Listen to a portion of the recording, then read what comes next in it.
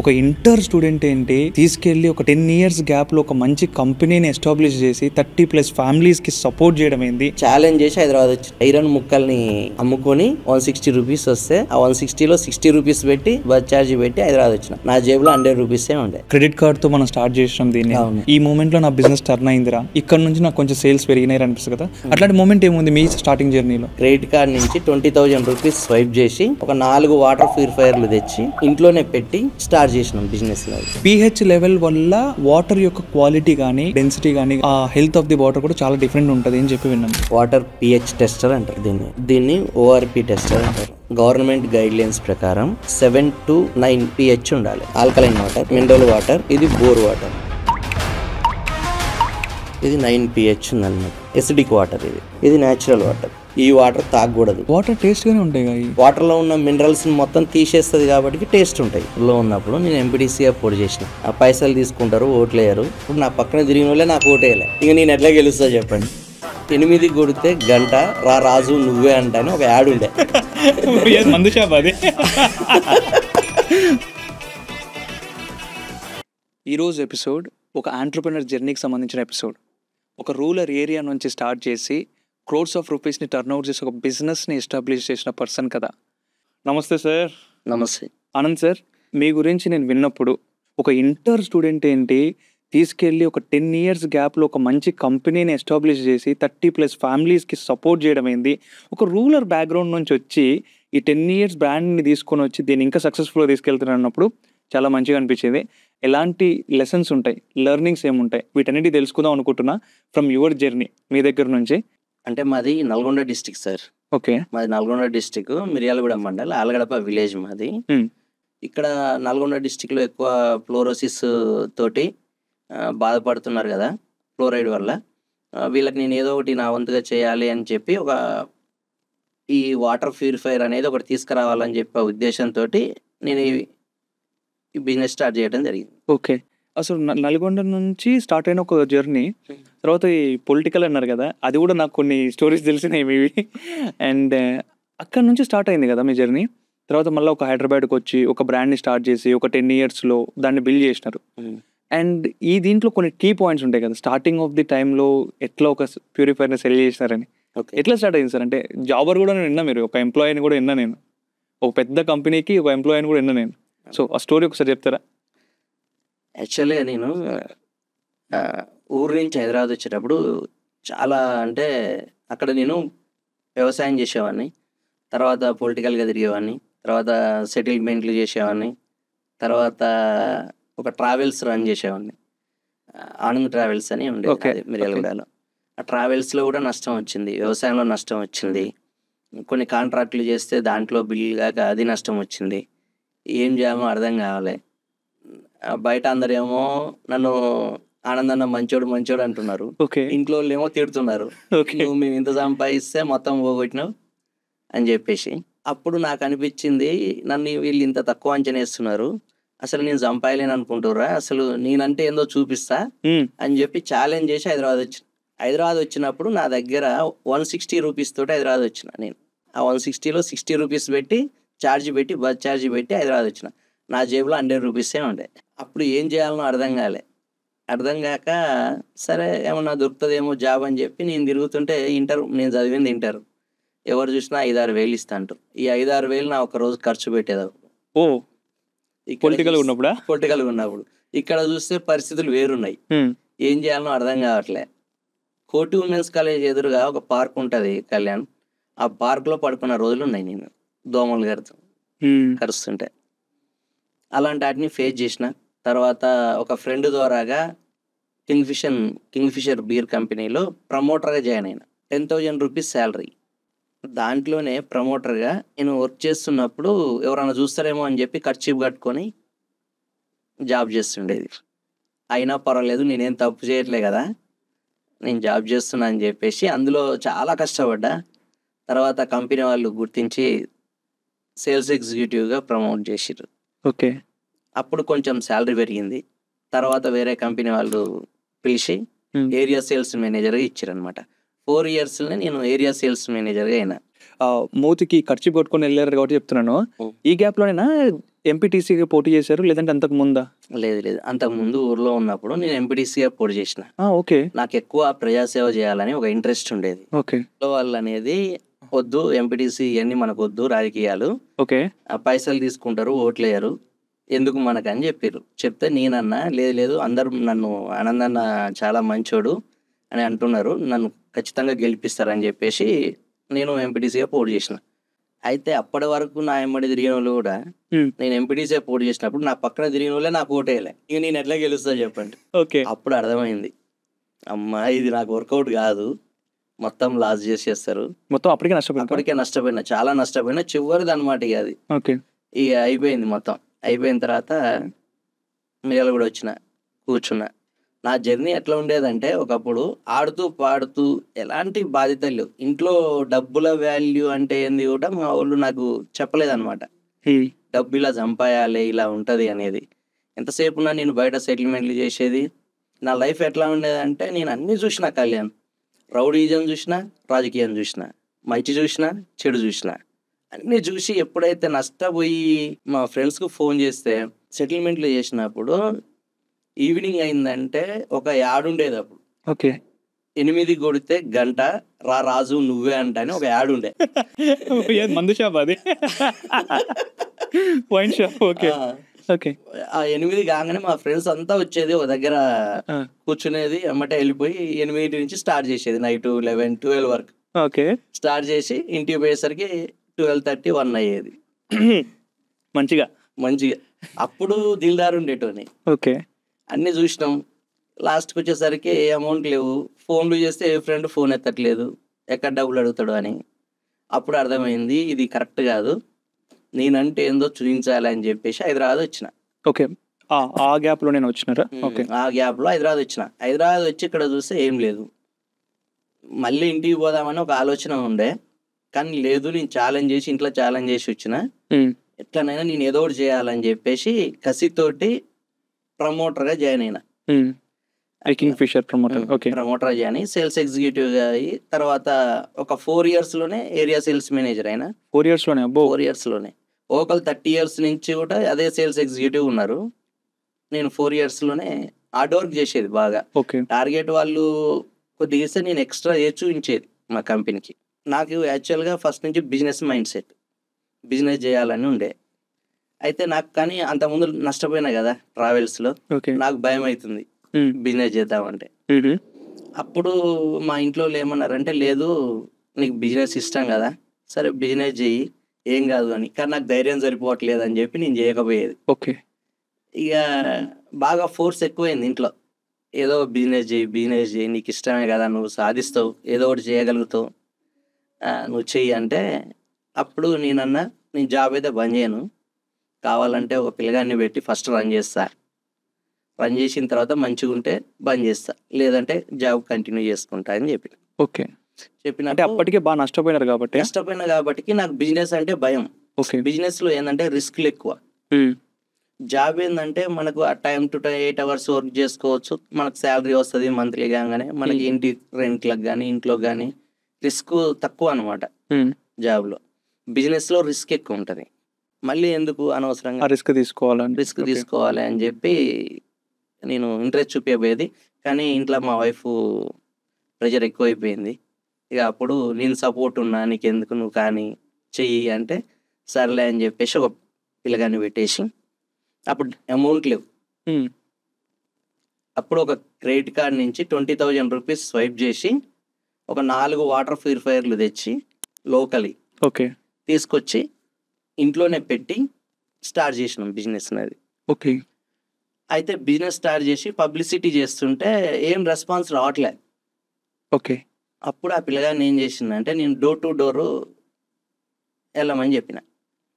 Door to door వెళ్ళినప్పుడు కొద్దిగా response వచ్చింది. ఆటో యాడ్స్ వేయించిన. ఆటో యాడ్స్ వేయించిన తర్వాత కొద్దిగా ఫోన్లు వచ్చినాయి. ఫోన్లు వస్తే వాటితోటి అయితే అక్కడ కూడా రేట్ తక్కువ కావాలనేది. అంటే పబ్లిక్ ఎట్లా ఉందంటే మైండ్ సెట్, ఎంతసేపు ఉన్నా కానీ క్వాలిటీ అనేది చూసేవాళ్ళు చాలా తక్కువ ఉన్నారు సొసైటీలో. ఓకే. రేటు తక్కువ అనే దానికి ఎక్కువ. ఇప్పుడు వాటర్ ప్యూరిఫైయర్లో కూడా చాలా రకాల వాటర్ ప్యూరిఫైయర్స్ ఉన్నాయి. ఇప్పుడు చాలా బ్రాండ్స్ చాలా క్వాలిటీ ప్రొడక్ట్స్ అని చెప్తున్నాయి. కానీ అందులో చూస్తే ఏం క్వాలిటీ లేవు. కానీ పబ్లిక్ ఏందంటే ads, TV ads, paper ads వీటిని చూసి అట్రాక్ట్ అయ్యి అదే బ్రాండ్ అనుకుంటున్నారు. అదే క్వాలిటీ ఉందనుకుంటున్నారు. అయితే ఈ తక్కువ రేట్ అంటే ఎక్కడి నుంచి తక్కువ ఇస్తాడు ఏ కంపెనీడైనా? క్వాలిటీ తగ్గించినప్పుడు తక్కువకొస్తది. ఓకే. ఇప్పుడు దాంట్లో కూడా ఫుడ్ గ్రేడ్ మెటీరియల్ ఉంటది, ప్లాస్టిక్ మెటీరియల్ ఉంటది. ఓకే. ప్లాస్టిక్ తో తయారు చేసినవి రేట్ తక్కువ ఉంటాయి. ఫుడ్ గ్రేడ్ మెటీరియల్ కొద్దిగా ప్రైస్ ఎక్కువనే ఉంటది. హార్మ్ కాదా అది? కాదు. ఓకే. ఫస్ట్ ఎవరైనా ఒక వాటర్ ప్యూరిఫైయర్ తీసుకోవాలంటే దాని గురించి రీసెర్చ్ చేసి అసలు ఇది జెన్యూనా కాదా అనేది ఒకసారి చూసుకుంటే, ఎందుకంటే హెల్త్ ఇష్యూస్ మొత్తం వాటర్ వల్లనే వచ్చేది. యా. అండ్ ఈ 10 ఏళ్ళు అయింది కదా మీరు ఈ బిజినెస్ స్టార్ట్ చేసి. అవును. ఈ 10 ఏళ్లలో ఫస్ట్ మీరు చెప్పినారు నాకు క్రెడిట్ కార్డ్తో మనం స్టార్ట్ చేసినాం దీన్ని. అవును. ఫస్ట్ అంటే ఒక మూమెంట్ ఉంటుంది కదా, ఈ మూమెంట్లో నా బిజినెస్ టర్న్ అయిందిరా, ఇక్కడ నుంచి నాకు కొంచెం సేల్స్ పెరిగినాయి అనిపిస్తుంది కదా. అట్లాంటి మూమెంట్ ఏముంది మీ స్టార్టింగ్ జర్నీలో? ఎగ్జిబిషన్స్ ఉంటాయి కదా, ఈ ఎగ్జిబిషన్స్ లో స్టాల్ పెట్టినాం. ఓకే. ఒకటి స్టాల్ పెట్టినప్పుడు అక్కడ ఫస్ట్ స్టార్ట్ అయింది నాకు బిజినెస్. ఆ స్టాల్ నుంచి కస్టమర్ తీసుకొని కస్టమర్కి మంచి సర్వీస్ ఇవ్వటం వల్ల కస్టమర్ ఇంకా 4-5కి ఇప్పించిండు. ఓకే. నార్మల్ వాటర్ ప్యూరిఫైయర్లే అప్పుడు సేల్ చేసింది. ఓకే. ఓకే. కానీ తర్వాత నాకు అనిపించింది ఈ వాటర్ ప్యూరిఫైయర్లు అమ్మి ఓకే. ప్రజల ఆరోగ్యాన్ని ఇట్లా ఖరాబ్ చేయటం ఇష్టం లేక నేనేం చేసిన అంటే R&D చేసిన. ఓకే.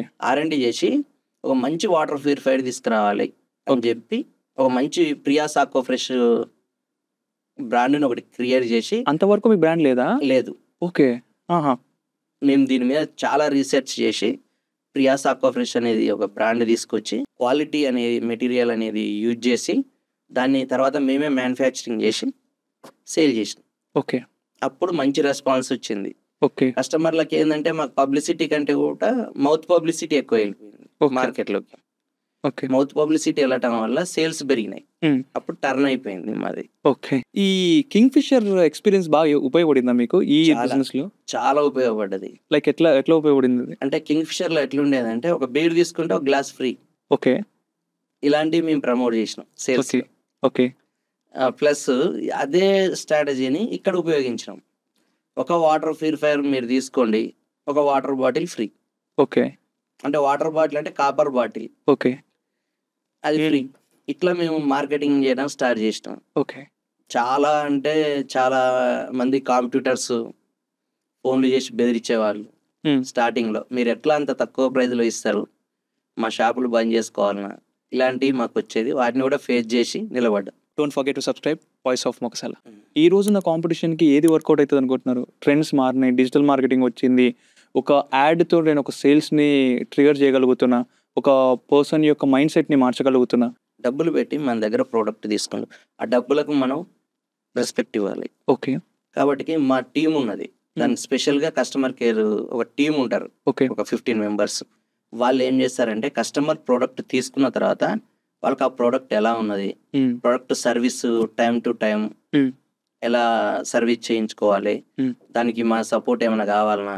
మనకు వన్ టైం ఒకప్పుడు ఉండేది, ఏది కస్టమర్ ఈరోజు సేల్ చేసినామంటే కస్టమర్కు మనకు ఏది లేదనేది. ఓకే. ఇప్పుడు అట్లా కాదు. ఒక్కసారి మన దగ్గర ప్రోడక్ట్ సేల్ చేసినంటే కస్టమరు ఎప్పుడు మన ఫ్యామిలీ మెంబర్ అన్నట్టే కస్టమర్. ఎందుకు అంటే వాళ్ళ ఏది మంచైనా చెడైనా మేము చూసుకోవాలి వాటర్ ప్యూరిఫైయర్కి. ఒక ఆంటర్‌ప్రెన్యూర్ జర్నీలో మాట్లాడితే, ఒక బిజినెస్ మ్యాన్గా కొత్తగా లైఫ్ స్టార్ట్ చేస్తున్నాడు మాట్లాడితే, చాలామంది చెప్తారు నువ్వు స్టార్టింగ్ బిజినెస్ పెట్టింది ఓన్లీ ఎంప్లాయీస్ని పోషించడానికి తప్ప నిన్ను నువ్వు చూసుకోనికి కాదు అని. అంటే ఏదో అంటారు కదా, ట్రాప్లో పడినాం, ఈ ఆంటర్‌ప్రెన్యూర్ ట్రాప్లో పడిపోయినాం మనం. ఎవ్రీ మంత్ వస్తే అందరికీ కట్టేస్తాం పైసలు, మన దగ్గర జీరో ఉంటుంది. అవును. సో అట్లాంటి సిచ్యువేషన్స్లో ఎట్లా మళ్ళీ ఓవర్కమ్ అవ్వాల్సి వచ్చింది? ఒక రూపాయి లాభం చూసేసరికి ఎంత టైం పట్టింది మీకు? నాకు 3 years పట్టింది. ఓకే. ఒక బ్రేక్ ఈవెన్కి రావడానికి. 2 years వరకు మనం 1 రూపీ కూడా ప్రాఫిట్స్ అనేవి లేవు. అక్కడికే మీరు అన్నారు కదా ఎంప్లాయీస్ శాలరీస్ వీటికే సరిపోతుందని, సేమ్ అదే పరిస్థితి. ఆ రెంట్ కట్టాలి, ఎంప్లాయీస్ శాలరీస్ ఇవ్వాలి, మనకేముండదు. అట్లా ఉన్నప్పుడు ఓపిక పట్టాలండి మెయిన్. ఇప్పుడు చాలా బిజినెస్ అంటే అంత ఈజీగా ఏం సక్సెస్ రాదు, దానికి చాలా ఓపిక పట్టాలి, ప్లాన్స్ ఉంటాయి, వాటిని ఇంప్లిమెంటేషన్ చేయాలి, అలాంటి ఒక టీం కావాలి. ఇప్పుడు మనం ఏం పని చేయాలన్నా కానీ టీం వర్క్ చేయాల్సిందే, ఒక్కరితోటి జరగదు. మంచి టీంని కూడా సెలెక్ట్ చేసుకోవటం కూడా చాలా ఇంపార్టెంట్ మనకి. ఏ బిజినెస్ సక్సెస్ కావాలన్నా టీం మెంబర్స్ కూడా అలా ఉండాలి. ఓకే. టీం మెంబర్స్ తోటి కూడా మేనేజ్మెంట్ అలానే ఉండాలి. ఓకే. అది ఉన్నప్పుడే సక్సెస్ అనేది వస్తుంది. ఇప్పుడు మా కంపెనీలో చూసుకుంటే మేము ఎప్పుడైనా సరే మా ఎంప్లాయీస్ లాగా మేము ఎప్పుడు చూడం. వాళ్ళంతా మా ఫ్యామిలీ మెంబర్స్ అంటాం. మా ప్రియాసా కోవరేజ్ ఫ్యామిలీ మెంబర్స్ అన్నట్టే ఉంటారు అందరూ. ఎవ్వరు నేను ఇక్కడ జాబ్ చేస్తున్నా ఫీల్ రాదు. ఓకే. అందరు ఇది నా పని, నేను అని అంత హ్యాపీగా ఆడుతూ పాడుతూ పని చేస్తుంటారు. దీనికి నెగిటివిటీ 2 విధాలుగా ఉంది కదండి సార్. ఇది మనది అనుకొని చేయడం డిఫరెంట్ అవుతుంది. ఒక ఎంప్లాయీని మన ఫ్యామిలీ మెంబర్గా తీసుకుంటే ఆ ఇష్యూ డిఫరెంట్ లెవెల్లో ఉంటుందని చెప్పి అంటాం. 2 ఉన్నాయి, పాయింట్స్ ఉన్నాయి. సో దానికి మీరేమంటారు? అంటే ఫ్యామిలీ మెంబరు అంటే ఇక వాళ్ళ మన కుటుంబ సభ్యులు అన్నట్టే కదా. కుటుంబ సభ్యులు అంటే ఎంత మనం ప్రియారిటీ ఇస్తాం మన ఫ్యామిలీ మెంబర్కి, అలానే మన ఎంప్లాయీ కూడా మనం అంత ప్రియారిటీ ఇచ్చి చూస్తాం వాళ్ళని. ఓకే. వాళ్ళ కెరియర్ గ్రోత్ ఇస్తాం, ఫైనాన్షియల్ గ్రోత్ ఇస్తాం. ప్రతి దాంట్లో ఏది కావాలన్నా కానీ ఒక ఫ్యామిలీ మెంబర్ లాగా ట్రీట్ చేస్తాం వాళ్ళని. ప్రమోటర్ అవ్వకముందు కోటి పార్క్లో ఉండి అక్కడ నుంచి మళ్ళీ రెంటల్గా షిఫ్ట్ అయిపోయినారా? రెంటల్గా 1100 అండి అప్పుడు నా room rent. Okay. First room ఎట్లా ఉండే అంటే ఇట్లా పడుకుంటే కాళ్ళు గోడకి ఆనేదన్నమాట, ఇటు అటు. 1100 రూపీస్ రూమ్ రెంట్. అప్పుడు 1100 రూపీస్ కట్టడానికి కూడా చాలా కష్టం ఉండేది. ఓకే. చాలా అంటే చాలా స్ట్రగుల్స్ ఫేస్ చేసినండి అసలు జీవితంలో. ఓకే. ఒక దశలో అనిపించేది ఇంత బతికి లాస్ట్కి వచ్చి ఈ హైదరాబాద్లో ఇన్ని బాధలు పడుతూ అవసరమా ఈ జీవితం, ఇక మనకి జీవితం లేదేమో అని అనిపిస్తుండేది ఒక్కోసారి. అయినా పర్వాలేదు ఫేస్ చేద్దాం అన్నట్టు. అప్పటికే 2 బిజినెస్లు ఫ్లాప్ అయినాయి. అవును. మళ్ళీ ఎంపీటీసీగా కూడా పోటీ చేసినారు. ఆ తర్వాతే మన హైదరాబాద్ వచ్చినారా? హైదరాబాద్ వచ్చిన. ఓకే. అప్పటికే మంచి లైఫ్ చూసినారు మీరు. మంచి లైఫ్, మంచి చూసినా చెడు చూసినా. అదే ఇందాక చెప్పింది నేను, మంచి చూసినా చెడు చూసినా, రౌడీజం చూసినా రాజకీయం చూసినా అన్ని చూసి ఆ సిమ్ ఉంటది కదా ఆ ఫోను సిమ్ 2 తీసి పక్కకు పడేసి హైదరాబాద్ వచ్చిన. ఎవరికి తెలియకూడదు, కాంటాక్ట్ ఎవరికి తెలియవద్దు. ఓకే. కొత్త జీవితం స్టార్ట్ చేసిన హైదరాబాద్లో. Don't forget to subscribe voice of Mogasala. ఆ తర్వాత ఇట్లా ఎంత కష్టంగా ఉండదు సార్ అంటే వచ్చి, అంటే అంతవరకు మంచి లగ్జరీ లైఫ్ చూసిన మీరు సడన్గా వచ్చి ఒక లో ఫేస్ని చూడాల్సి వచ్చినప్పుడు, జాబ్ కోసం సర్చింగ్లో ఉన్నప్పుడు, జాబ్లోకి వెళ్తే ఖచ్చితంగా ఎవడైతే రమ్మని పిలిచాడు కదా రెడ్ కార్పెట్ వేసరా అని, ఖచ్చితంగా ఇంటర్ సర్టిఫికేట్తో వెళ్ళినప్పుడు కొన్ని రిజెక్షన్స్ ఉంటాయి కదా, అప్పుడు ఎట్లా అనిపించింది? అప్పటి వరకు నా పర్సనల్ లైఫ్ చాలా హ్యాపీగా ఉండేది. ఏ నిర్ణయమైనా నేనే తీసుకునేటోడిని. కానీ జాబ్లో జాయిన్ అయినప్పుడు లైఫ్ వేరనమాట. ఇప్పుడు అక్కడనేమో మన ఇష్టం వచ్చినట్టు ఉండొచ్చు, ఇక్కడనేమో కంపెనీ రూల్స్ అండ్ రెగ్యులేషన్స్ ప్రకారం పనిచేయాలి మనం. ఓకే. నాకు అప్పటి వరకు నా లైఫ్ వేరు, ఇక్కడ వేరు.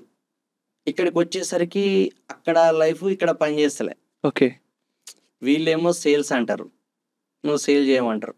అక్కడనేమో నాకు సేల్స్ అంటే ఏందో కూడా నాకు తెలియదు అసలు. అప్పుడు నేను మొత్తం నేర్చుకున్నది ఏంటంటే ఈ లిక్కర్ కంపెనీలకు వచ్చిన తర్వాతనే అసలు సేల్స్ ఇట్లా ఉంటుందా, కస్టమర్ని ఇట్లా హ్యాండిల్ చేయాలన్నా, ఇవన్నీ కూడా నాకు నేర్చుకున్నది.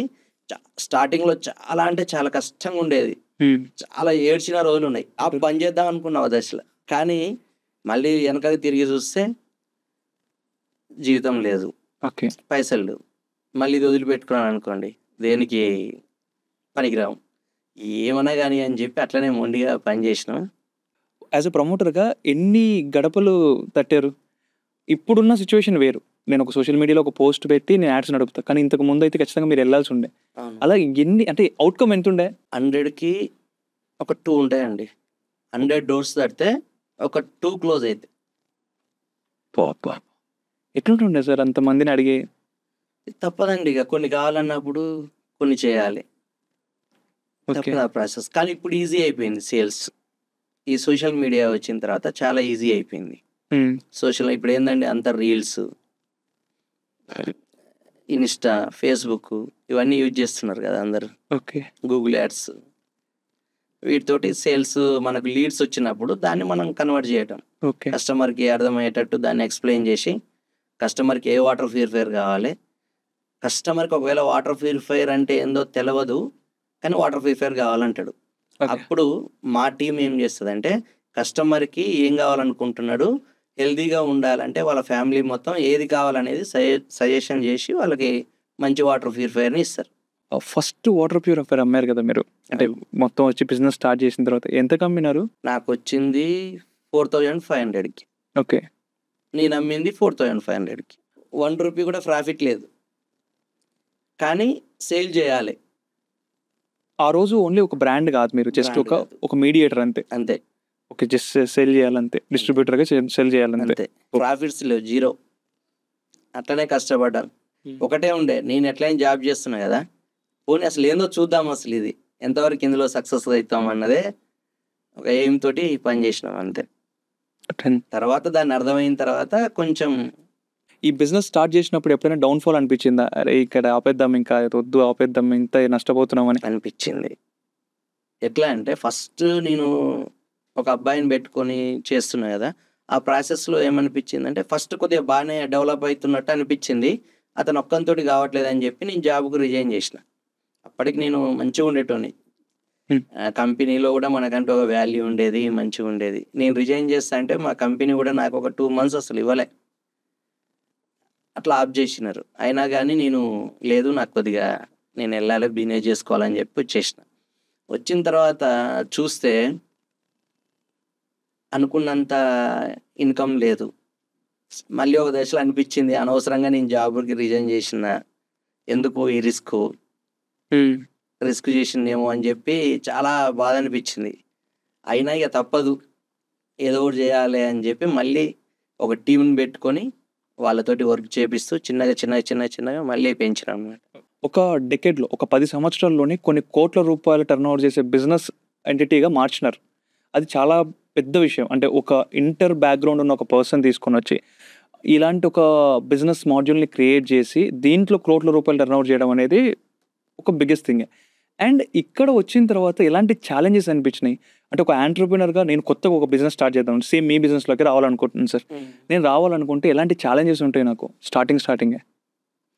స్టార్టింగ్లో ఏ బిజినెస్ సక్సెస్ కాలే. ఫస్ట్ పెట్టంగానే ఇప్పుడు ఎట్లా ఉన్నారంటే పబ్లిక్, ఏదైనా బిజినెస్ స్టార్ట్ చేస్తే ఎమ్మటే వచ్చేసేయాలి ఓకే. మనీ. ఓకే, వెంటనే రిటర్న్స్ ఉండాలి. రిస్క్ తీసుకోవడానికి ఇష్టపడతలే. ఇప్పుడు పెట్టేస్తే ఇప్పుడు రావాలి. ఏ బిజినెస్ కానీ అట్లా ఎప్పుడు రావు.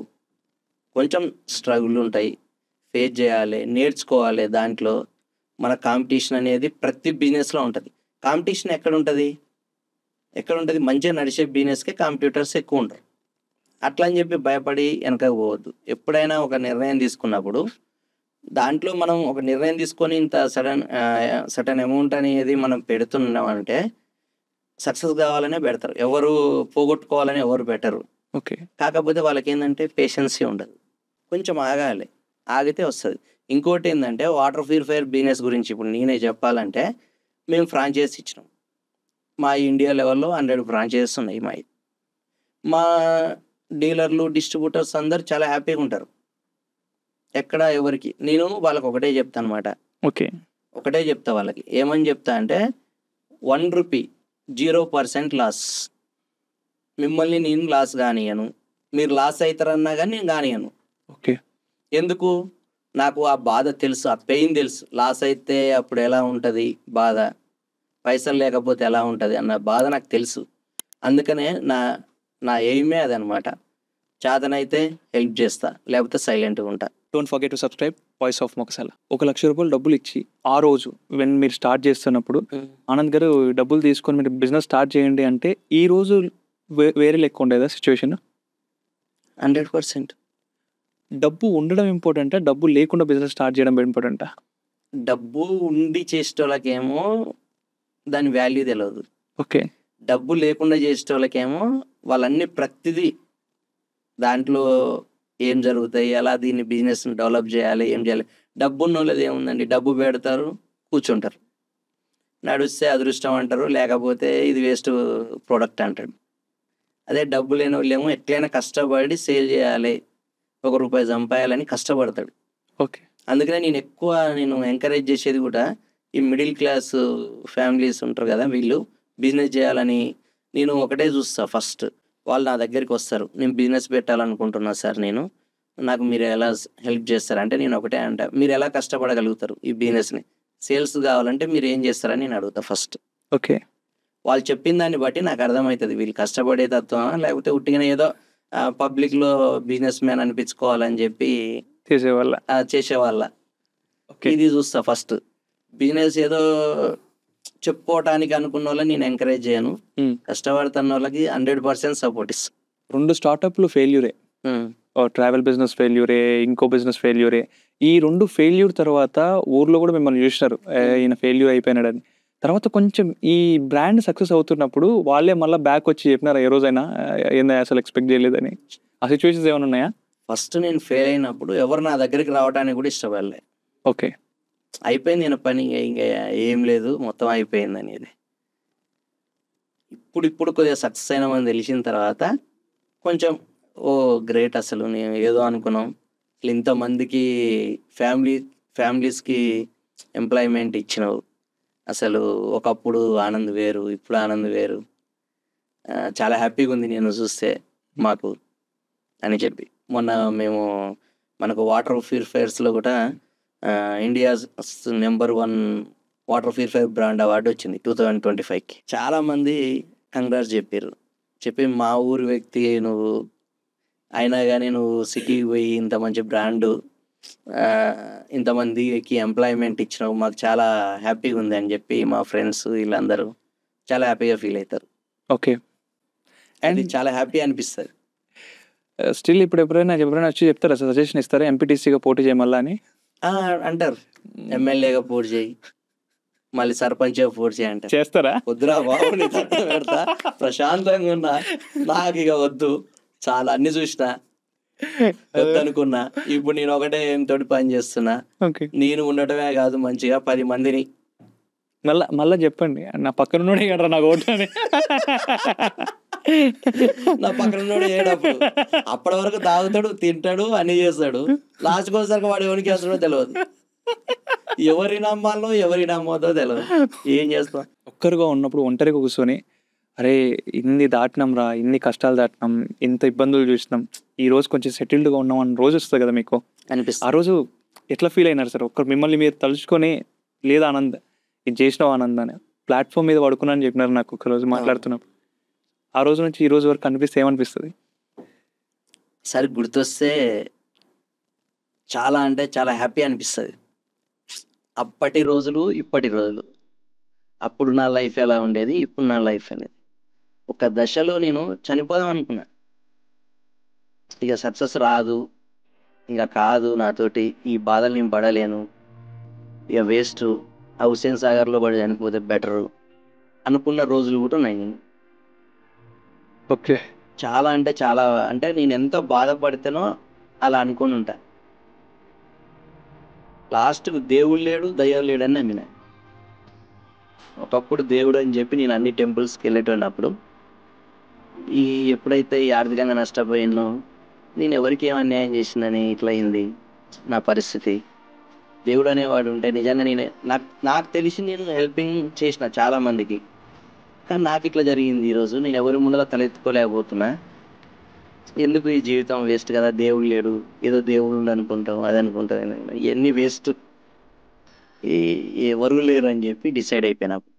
అండ్ మళ్ళీ రీబ్యాక్ అయిన తర్వాత కొంచెం మళ్ళీ మంచిగా హ్యాపీగా, చాలా హ్యాపీ. ఇప్పుడు మీ పేరెంట్స్ దగ్గర నుంచి కూడా కొంచెం ప్రెజర్ వచ్చింది కదా, మీరు సరిగ్గా ఆలోచించినప్పుడు ఇది కరెక్ట్ కాదు, నువ్వు తప్పు చేస్తున్నావు, నువ్వు ఖర్చు పెడుతున్నావు అని. మళ్ళీ ఒక రైట్ పాత్రలో ఉన్నప్పుడు వాళ్ళ దగ్గర నుంచి ఎలాంటి అప్రిషియేషన్ వచ్చింది? చాలా హ్యాపీగా ఫీల్ అయ్యారు. ఓకే. అంటే వాళ్ళు కూడా ఎక్స్పెక్ట్ చేయలే. పబ్లిక్ అంటే మా ఊరోళ్ళు కానీ అందరూ ఏమనుకున్నారంటే, అయిపోయింది వీడు మొత్తం లాస్ అయిపోయిండు అని. అంటే యాక్చువల్గా నేను ఏం చేసినంటే,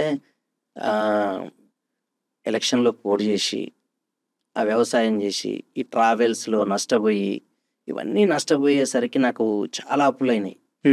అప్పులు అయ్యేసరికి అప్పుడు ఒకటేసారి ఒక 7 ఎకరాల పొలం అమ్మేసిన. ఎంత అప్పుడు ₹1,00,000 ఎకరం ఉండే. ఓకే. 7 lakhs అప్పు ఉంటే 7 lakhsకి అమ్మేసిన. ఇవాళ ఆ పొలం చూస్తే 40 lakhs ఎకరం. ఓకే. అంటే అప్పుడు అవసరాలకి తప్పదు, ఎందుకంటే అప్పుడు అమ్మకపోతే బతికే పరిస్థితి లేదు, అవకాశం లేదు ఇక. ఎందుకంటే వాల్యూస్ కోసం మా తాతయ్యకి చాలా వాల్యూ ఉండే ఊర్లో, అంత వాల్యూ ఉన్న వాళ్ళని మనం అట్లా ఊరికి అడిగించుకోవడం కరెక్ట్ కాదని చెప్పేసి పోతే పోయింది, సంపాదిస్తాను నేను మళ్ళీ. మళ్ళీ సంపాదిస్తా అని చెప్పి అమ్మేసిన. కానీ తర్వాత ఇక్కడికి వచ్చి చూస్తే ఏం లేదు. మళ్ళీ ఇప్పుడు కొద్దిగా సంపాదించుకున్నాం, హ్యాపీ. ఓకే. ఇప్పుడు మెయింటెనెన్స్ అనే టాపిక్ వచ్చింది కదా. ఇంతకు ముందు జస్ట్ చాక్ పీస్ టైప్లో పెట్టేసి ఫిల్టర్ అయిపోయిన తర్వాత ఆ చాక్ పీస్ చేంజ్ చేసుకునే థాట్ ప్రాసెస్ ఉండే ప్యూరిఫైర్స్కి యూఎఫ్ ఉండే. ఇప్పుడు డిఫరెంట్ అయిపోయింది. నేను ఒక 1 year 2 year గ్యారంటీ వారంటీ ఇస్తున్నా. ఆ తర్వాత నుంచి మెయింటెనెన్స్కి ఎవ్రీ 2 months 3 monthsకి నాకు ఫోన్ చేయొచ్చు, మా వాళ్ళు వస్తారు చేసిపోతారు. ఇట్లా ఈ ట్రెండ్ వచ్చింది కదా. సో దీనివల్ల మీరు నాకు తెలిసినంత వరకు ప్రోడక్ట్ ఉన్నంత వరకు వాళ్ళతో కనెక్షన్లోనే ఉంటున్నారు. ఉండాలి. ఓకే. సో దానివల్ల క్వాలిటీ ఆఫ్ వాటర్ కానీ కనెక్షన్ విత్ ద కస్టమర్ కానీ పెరుగుతుంది. సో ఈ చిన్న ఇష్యూ వచ్చినా అప్పుడు బ్రాండ్కి ఈజీగా నెగిటివిటీ రావడం ఈజీ అవుతుంది. అవన్నీ ఎట్లా ఎరాడికేట్ చేస్తున్నారు? యాక్చువల్లీ ఏంటంటే ఒకప్పుడు యూఎఫ్ ఫిల్టర్లు ఉండేది. యూఎఫ్ ఫిల్టర్లు ఏంటంటే అల్ట్రా ఫిల్టరేషన్ అనమాట. ఓకే. వాటర్లో ఉన్న కెమికల్స్ని తీసేస్తుంది, స్మెల్ని తీసేస్తుంది, డస్ట్ని తీసేస్తుంది. అది ఉండే ఫస్ట్. తర్వాత వాటర్ కూడా అప్పుడున్న వాటర్కి ఇప్పుడున్న వాటర్కి చాలా వేరియేషన్ ఉంది. ఇప్పుడు ఎక్కువ పొల్యూటెడ్ వాటర్ వస్తుంది. ఇప్పుడు భూమి మీద ఎక్కువ పొల్యూషన్ వల్ల పొల్యూటెడ్ వాటర్ వస్తుంది. తర్వాత నెక్స్ట్ యూవీ పెట్టుకునేది పబ్లిక్. యూవీ వాటర్ ప్యూరిఫైయర్స్ వాడేటోళ్ళు. యూవీ వాటర్ ప్యూరిఫైయర్స్ ఏంటంటే అల్ట్రా వైలెట్. ఓకే. అంటే అది ఓన్లీ బ్యాక్టీరియాని వైరస్ని తీసేస్తుంది. తర్వాత ఉంటే నెక్స్ట్ ఏమొచ్చింది, ఆర్ఓ వచ్చింది. ఓకే. ఆర్ఓ ఏంది, రివర్స్ ఆస్మోసిస్. ఓకే. అంటే వాటర్లో ఉన్న సాల్ట్ని, కెమికల్స్ని, బ్యాక్టీరియాని, వైరస్ని, శాండ్ని, ఐరన్ని తీసేస్తుంది. అవి తీసేసి వాటర్ని క్లీన్ అంటే మంచి వాటర్గా తయారు చేస్తుంది ఆర్ఓ అనేది. ఇప్పుడు ఆర్ఓ ప్రాసెస్ వచ్చింది. మళ్ళీ ఇప్పుడు ఏమొచ్చింది, ఆర్ఓ, యూవీ, యూఎఫ్ అన్ని కలిపి వచ్చినాయా, టీడీఎస్ ఇవన్నీ కలిపి మళ్ళీ వచ్చింది. మళ్ళీ ఇప్పుడు ఏమొచ్చింది, మళ్ళీ ఆల్కలైన్ అనేది యాడ్ అయింది. ఓకే. ఆల్కలైన్ వల్ల చాలా బెనిఫిట్స్ ఉన్నాయి.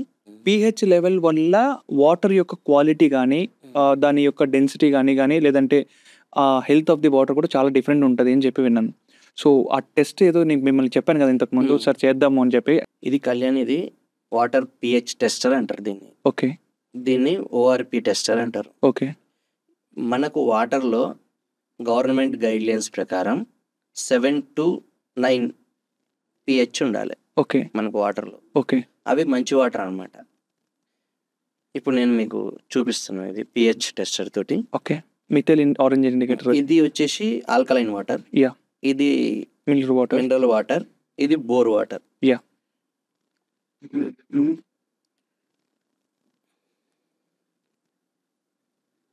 ఇది చూడండి.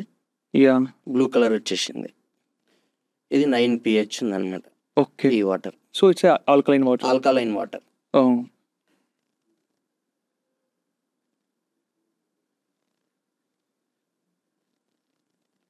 ఇది చూడండి, ఇది ఎల్లో కలర్ వచ్చింది. ఓకే. ఇది ట్యాప్ వాటరా? Sorry, mineral water. Mineral water. Okay.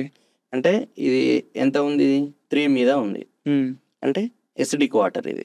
Okay. Mineral water acidic వాటరా? Acidic water, mineral water. Okay. Next అంటే RO water, reverse osmosis. Reverse osmosis. ఇవి ట్యాప్ వాటర్. ఇది ట్యాప్ వాటర్.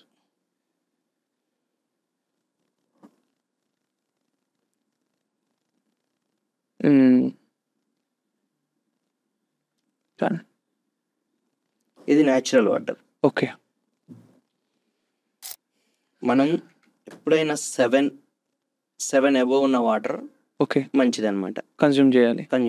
గవర్నమెంట్ ఇప్పుడు ఇది mineral water అంటాం కదా జనరల్ గా, మేము ఇవే వాటర్, మినరల్ వాటర్ అంటారు. అవును, మేము ఇవే తాగుతాం కదా సార్. యాక్చువల్గా ఇది తాగకూడదు, పబ్లిక్ తెలియదు అదే అనమాట.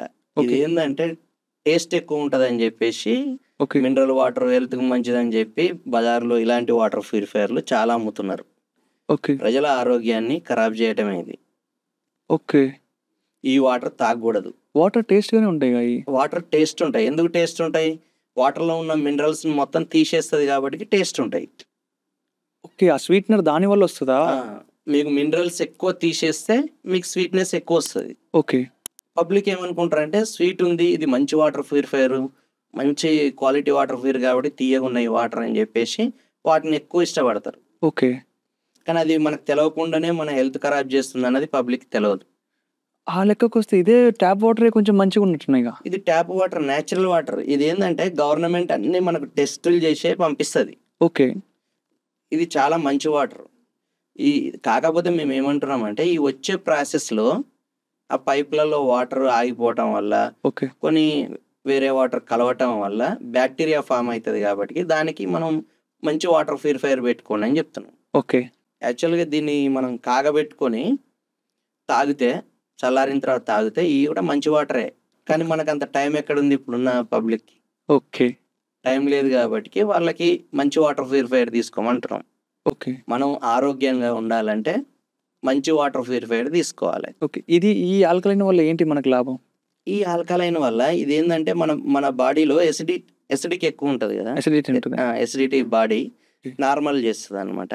ఓకే. ఇందులో ఏంటంటే పిహెచ్ లెవెల్స్ 9 బిలో ఉంటాయి. ఓకే. 9 బిలో ఉన్నదాన్ని పిహెచ్, అది ఆల్కలైన్ అంటారు. ఓకే. దీనివల్ల చాలా బెనిఫిట్స్ ఉన్నాయి. దీనివల్ల ఏంటంటే డైజెషన్ ప్రాబ్లం అనేది మంచిగా ఉంటుంది. ఓకే. ఎనర్జీ లెవెల్స్ పెరుగుతాయి. Okay. Kidney stones, heart problems ఇవన్నీ కూడా రావన్నమాట. ఓకే. ఈ రోజు మనం 3-4 లీటర్స్ తాగితే. Don't forget to subscribe voice of Mogasala. Alkaline water వల్ల అంత ఉంది. అంత బట్ నాకు ఇది షాక్ తెలుసా, ఇది మినరల్ వాటర్, మేము తాగే మినరల్ వాటర్ ఇది ఎసిడిక్ ఫామ్లో ఉందంటే. అందరూ తెలవక చేసే మిస్టేకే అది. ఓకే. ఆర్ఓ వాటర్ తక్కువ రేట్లో వస్తున్నాయని కొంటారు. తక్కువ రేట్ అంటే క్వాలిటీ అలానే ఉంటుంది. ఓకే. టీడీఎస్ లెవెల్ అంటారు కదా సార్, జనరల్గా నేను ఇది ఇందాక రీసెర్చ్లో చూస్తున్నా, టీడీఎస్ లెవెల్ అంటారు. గవర్నమెంట్ గైడ్లైన్స్ ప్రకారం 500 బిలో టీడీఎస్ వాటర్ తాగాలి. ఓకే. కానీ ఆర్ఓ వాటర్ చూస్తే మీకు 20, 15, 25 ఉంటుంది. ఓకే. మినిమం ఒక 50 అబోవ్ అన్న తాగాలి. 50 అబోవ్, 500 బిలో ఓకే. తాగితే 150 అబోవ్ తాగితే ఇంకా మంచిది. కానీ కొన్ని ఏరియాల్లో ఉన్న వాటర్ని బట్టి మనం తాగలేము. ఎల్లో కలర్ అవే మినరల్ వాటర్ అని. అందరూ చాలా మంది ఏం చేస్తారంటే ఇవే మినరల్ వాటర్ అని తాగుతారు. ఇప్పుడు అంతెందుకు, మనకు బాటిళ్ళల్లో దొరుకుతాయి కదా 20 రూపీస్ బాటిల్స్, ఇవన్నీ అవి కూడా అవే కదా, అవి కూడా ఎసిడిక్ వాటరే. ఓకే. అందులో కూడా మినరల్స్ మొత్తం తీసేస్తారు, యాడెడ్ మినరల్స్ అని పెడతారు. అవి యాడెడ్ మినరల్స్ ఉండవు, ఏముండవు అందులో. ఓకే. ఇంత దందా జరుగుతుంది దీంట్లో, పెద్ద దందా ఇది. ఓకే. ఈ పిహెచ్ లెవెల్స్ టీడీఎస్ కాకుండా ఇంకా ఏమేమి ఉంటాయి సార్ దీంట్లో టెస్ట్లు? ఆక్సిజన్ లెవెల్స్ ఉంటాయండి. ఆక్సిజన్ లెవెల్ అంటే ఆ వాటర్లో ఎంత ఆక్సిజన్, ఓకే, ఎంత ఆక్సిజన్ లెవెల్స్ ఉన్నాయి అన్నది కూడా ఉంటుంది. మనకు ఎప్పుడైనా ఆక్సిజన్ లెవెల్స్ అనేది మైనస్లో ఉండాలి. ఓకే. -450, 250 అట్లా ఉంటే మంచిది అనమాట ఆక్సిజన్ లెవెల్స్. ఓకే. ఇప్పుడు మీకు ఇది కూడా ఎక్స్పెరిమెంట్ చేసి చూపిస్తాను. ఒకసారి గ్లాసెస్ పక్క డన్. Okay, done. ఇప్పుడు ఇది ఇది మినరల్ వాటర్, ఓకే. ఇది ఆల్కలైన్ వాటర్. ఓకే. ఈ ఆల్కలైన్ వాటర్లో చూడండి,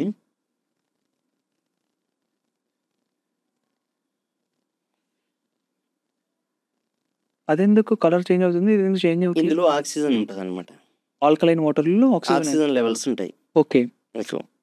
ఇందులో ఎలాంటి ఆక్సిజన్ లెవెల్స్ ఉండవు. ఓకే.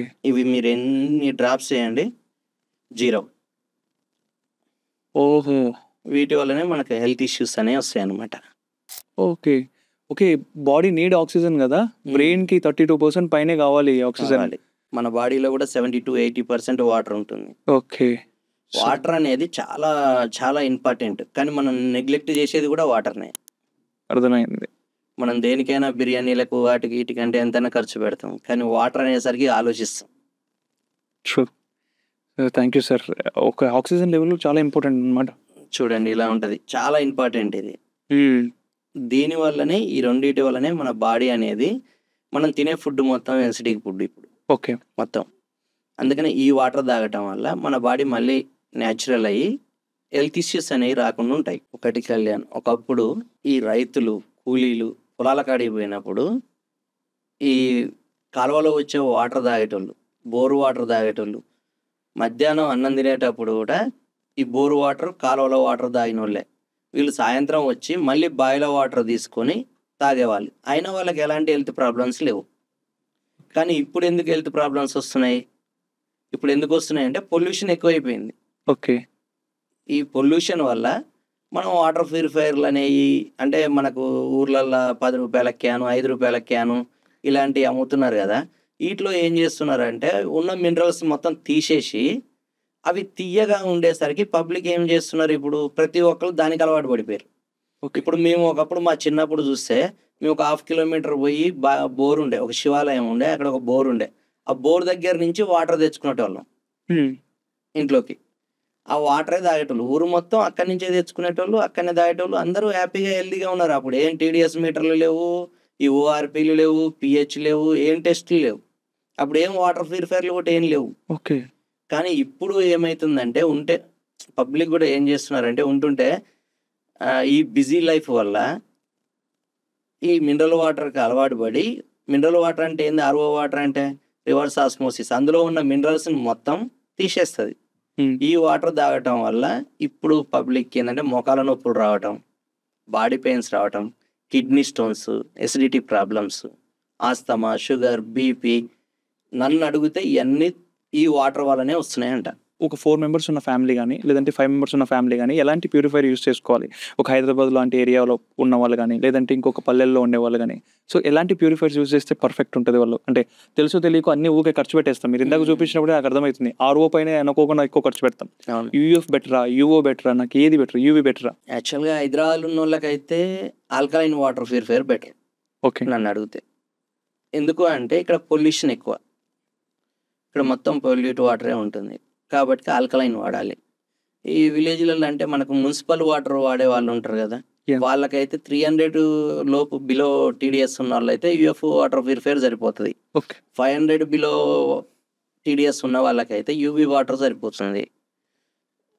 1000 అబోవ్ టీడీఎస్ ఉన్న వాళ్ళకైతే compulsory RO, UV, UF, TDS controller, mineral cartridge, alkaline filter ఇవన్నీ ఉన్న వాటర్ ప్యూరిఫైయర్ వాడితే చాలా బాగుంటది.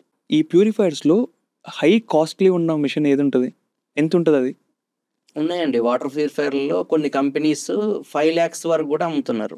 5 లాక్సా? 5,00,000 ఏం చేస్తదది? వాటర్‌నే ఇస్తది. అది కూడా వాటర్‌నే ఇస్తది. ఓకే. కాకపోతే ఏందంటే కొంతమంది స్టేటస్ సింబల్‌గా దాన్ని పెట్టుకుంటున్నారు. ఓకే. అదేందంటే మల్టీ లెవెల్ మార్కెటింగ్ ఉంటదండి అది. అందులో చూస్తే నన్ను అడిగితే మాత్రం అది స్కామ్. ఓకే. పెద్ద స్కామ్ అది. ఆటిని అస్సలు ఎంకరేజ్ చేయొద్దనమాట. ఎప్పుడైనా సరే వాటర్ అనేది న్యాచురల్‌గా ఉంటే బావుంటది. ఈ ఎలక్ట్రికల్ ప్రాసెస్‌లో చేసే వాటర్ ఇది. ఓకే. దీంట్లో ఏందంటే ప్లాటినం ప్లేట్స్ ఉంటాయని చెప్తారు. హ్మ్. కానీ ఆడ ప్లాటినం ప్లేట్స్ ఉండవు. టైటానియం ప్లేట్లకి ప్లాటినం కోట్ ఏస్తారని. ఆ వాటర్ ప్యూరిఫైయర్‌లని తీసుకొచ్చి ఇది ప్లాటినం ప్లేట్స్ ఉంటాయి దీంట్లో అని చెప్పేసి మల్టీ లెవెల్ మార్కెటింగ్ చేసి డబ్బులు తీసుకుంటారు. దండుకుంటారు అంతే. అది ఒక స్టేటస్ సింబల్ అంతేనా ఇంట్లో? స్టేటస్ సింబల్ అంతే. దానివల్ల ఎలాంటి యూజ్ లేదు. వాళ్ళు చెప్తారండి, ఏమని చెప్తారు, ఈ వాటర్ తాగితే క్యాన్సర్ రాదు, ఈ వాటర్ తాగితే ఎసిడిటీ ప్రాబ్లమ్స్ రావు, హార్ట్ ప్రాబ్లమ్స్ రావు, కిడ్నీ స్టోన్స్ రావు, ఆస్తమా రాదు, బీపీ రాదు, షుగర్ రాదు, మోకాళ్ళ నొప్పులు రావు, బాడీ పెయిన్స్ రావు అని చెప్తారు. మరి అవన్నీ రాకుండా ఉంటే మరి హాస్పిటల్ ఎందుకు? ఇంకా ఇదే 5,00,000 2,80,000 పెట్టి కొనుక్కొని తీసుకోవచ్చు కదా. హాస్పిటల్స్ ఎందుకు ఇన్ని? వీళ్ళైనా ఏం చేయొచ్చు కదా. అన్నీ అబద్ధం. పబ్లిక్‌ని మోసం చేయడమే. Thank you sir. Thank you so much. మంచి ఇన్ఫర్మేషన్ ఇచ్చినారు. అండ్ అసలు ఎక్స్‌పెక్ట్ చేయలే. అంటే ఒక న్యాచురల్ ఫ్లోలో వెళ్ళింది సార్ పాడ్‌కాస్ట్ మొత్తం. అంటే నాకు ఎట్లా అనిపించిందంటే ఒక ఇంట్లో వ్యక్తితో మాట్లాడుతున్న ఫీల్ వచ్చింది. And thank you so much. ఇంత విజిబుల్‌గా నాకు టైం ఇచ్చి మీరు మాకు ఇన్ఫర్మేషన్ షేర్ చేసినందుకు thank you so much. Thank you.